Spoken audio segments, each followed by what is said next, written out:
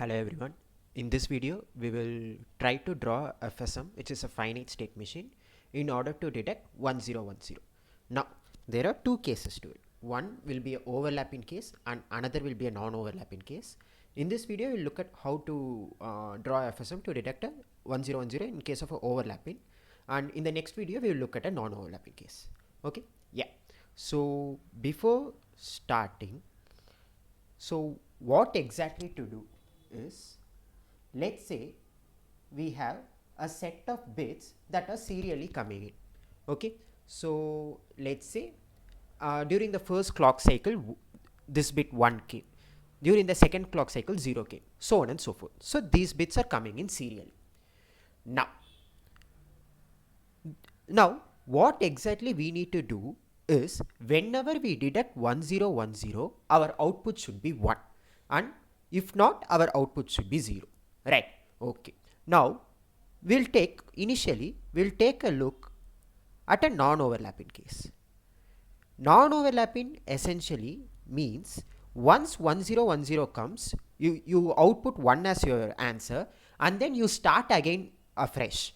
So for example, in case of non-overlapping, initially we need to wait for 4 bits to actually check whether the 4 bits are 1010, right? So 0 0 0, at this point this 0 comes into picture, so the last 4 bits are 1010, so our output should be 1. Once we detect 1010 and we output 1 as our answer, then again we need to start from the beginning. So again I look at the next time when 1010 comes. So after this point I'll take a break and I'll again look 1010 is coming or not. No, this is 1101. So we'll look at these 4 bits. 1010, is it coming? No. So again 000. We'll look at this case. No. So 0000. We'll look at 0. So 3 zeros are there. Finally here you can see 1010 is coming. 000. So once 1010 comes, again we'll output 1 as our answer. So this is in case of a non-overlapping.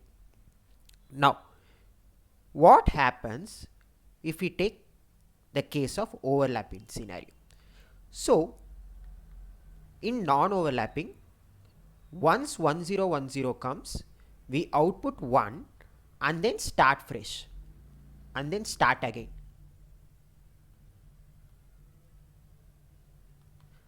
In case of overlapping, once 1010 comes, we'll output 1 and then we won't start again. So essentially every time we encounter 1 bit, we look at last 4 bits and then determine our answer.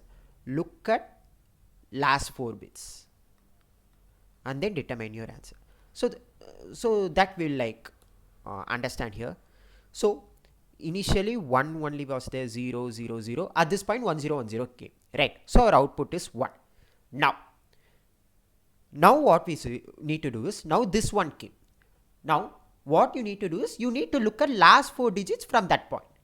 Last 4 digits from that point is 0101. Is it equal to 1010? No. So your output is 0.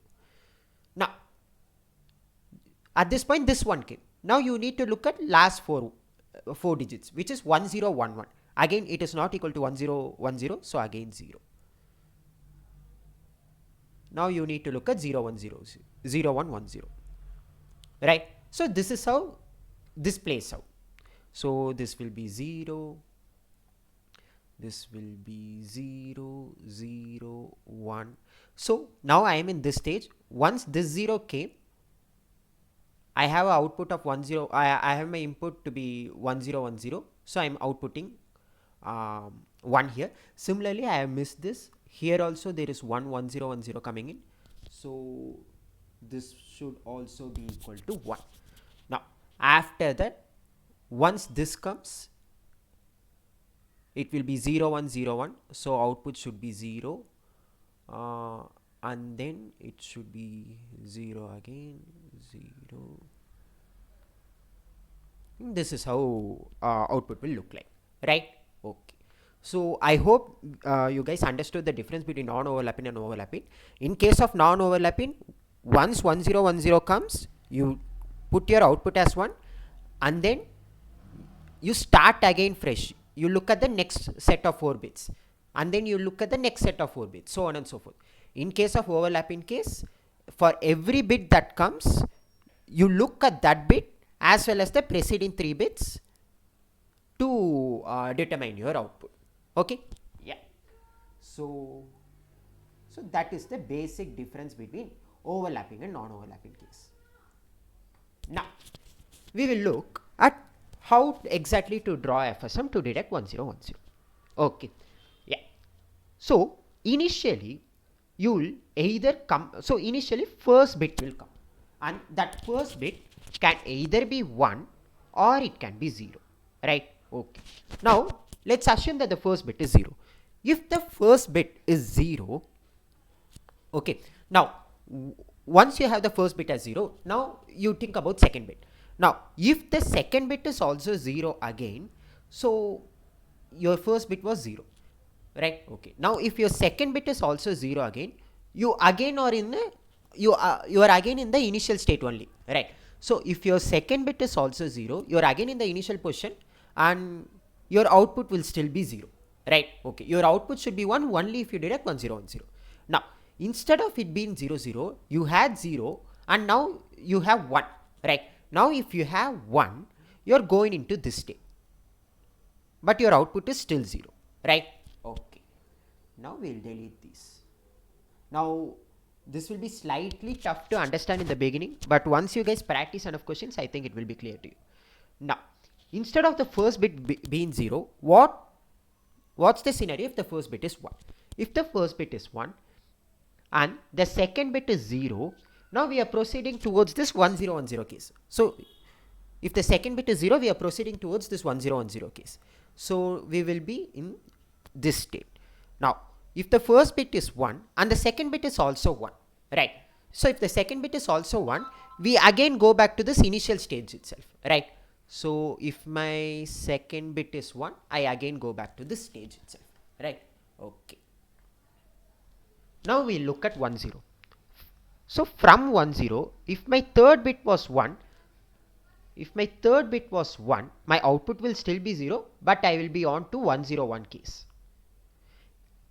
Now if my third bit was 0, so if you can see, if my third bit is 0, I need to start afresh, because after this, no matter what bit comes, I won't be able to get to 1010 case, right? So if my third bit was 0, I need to start afresh, right? So from here I'll go back to the 0 state. Okay, yeah. Now from 101, if I get 0, so if I get 0, what exactly happens? If I get 0, my output should be 1, because at this point I have come across 1010. So my output should be 1 and I come across 1010 case, right? Okay, now instead of the fourth bit being 0, if it is 1, I'll be at this point. Now it is 1011, right?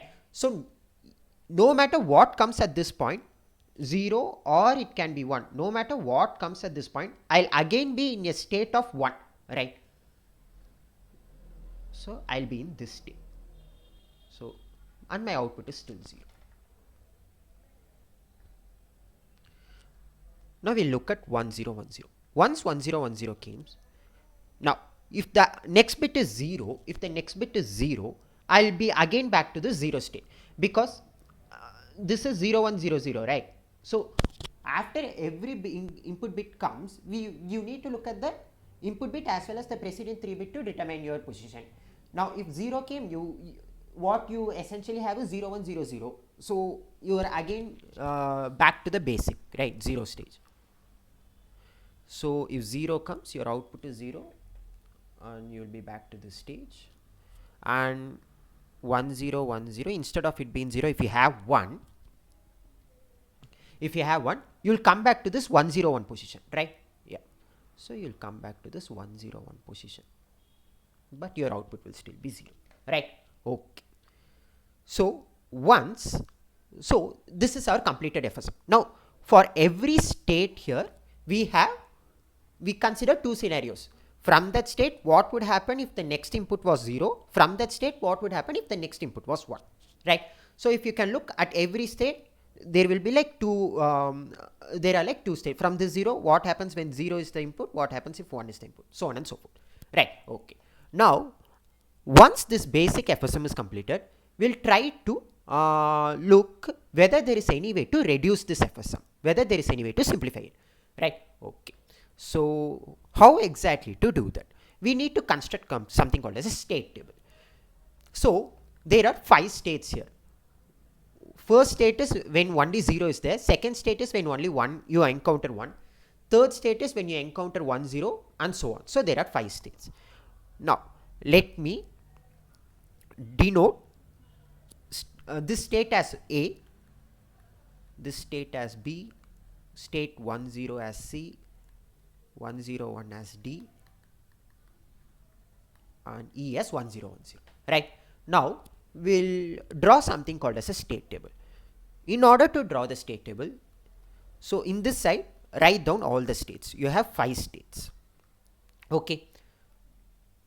So this is the template to draw the state table. You will have something called as a present state. When x is equal to 0, when x is equal to 1. Sorry, this is not the present state. This should be next state. And then you will have output when x is equal to 0 and when x is equal to 1. Okay, yeah. So let's say we initially look at state A, which is 0. From state A, you have two options. When your input is 0, your next state will again be A itself, right? So input is 0, your next state is again A itself. When your input is 1, you go to this state, which is 1 and which is denoted by B. So which is B. And in both these scenarios, your output is 0. And in both these scenarios, your output is 0. Now we look at state B, which is 1. From 1, if your next input is 0, you go to 1 0 state, which is C. And if your input is 1, you again go back to the same state itself, which is B again. Right? And in both these scenarios, your output is 0. In both these scenarios, your output is 0. Now we'll look at state C. From C, if your next input is 0, you go back to the initial state, which is A. You go back to the initial state, which is A. From this, if your next input is 1, you go to 1 0 1 state, which is D. And in both these scenarios, your output is 0. Both these scenarios, your output is 0. Now we'll look at 1 0 1 state.